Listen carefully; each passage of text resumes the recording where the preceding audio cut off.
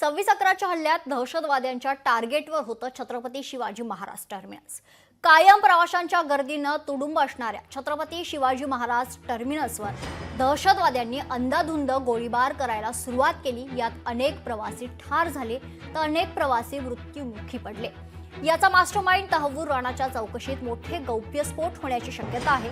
Chhatrapati Shivaji Maharaj terminus इथून आढावा घेतलाय आमचे प्रतिनिधी स्वप्नील जाधव यांनी।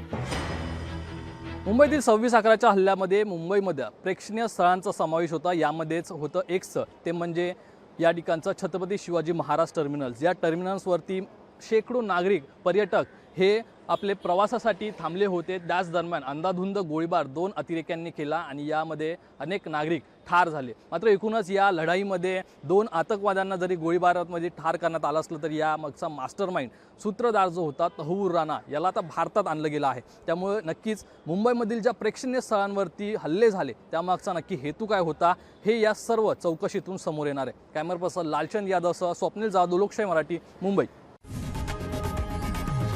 लोकशाही मराठी ऐका, पहा, जागरूक रहा।